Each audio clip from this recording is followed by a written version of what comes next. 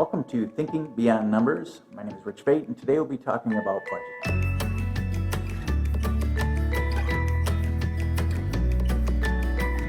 Last year at this time, I did a Minute Money Break budgeting video, and I discussed how budgeting can lead to joy.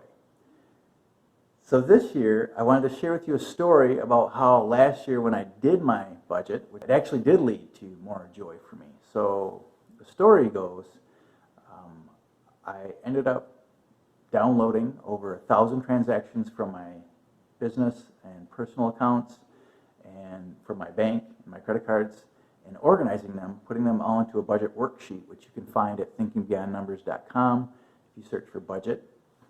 And once I put all those in there, it occurred to me that I was spending $190 on my mobile service for my wife and I. Now, I knew this. I was aware of it, sort of, but I just did it. I just went through the motions and paid it. But all of a sudden I realized that, when discussing or talking to a client while doing their taxes, that, there were other services that were out there. And I thought, okay, maybe it's a time to look around a little bit. Long story short, I paid $130 a month. Now, why is this important, and how did this lead to joy? I also figured out in January that there was a conference going on that I wanted to go to. It was in La Jolla, California.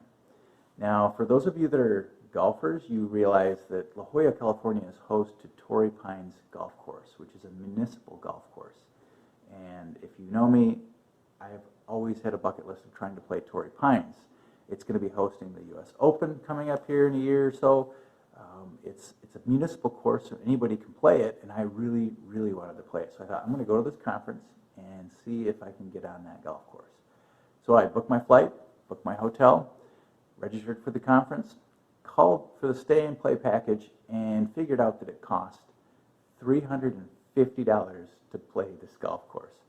Now, that's a lot of money to pay for golf for a frugal guy like myself.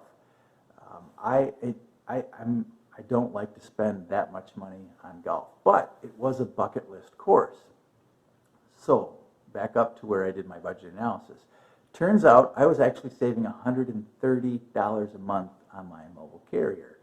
So I looked at the mobile carrier expense from February to March to April. I saved $390 from a mobile carrier just for those 3 months. And by the time I got to that conference in April, I had already saved more than enough money to pay for that golf.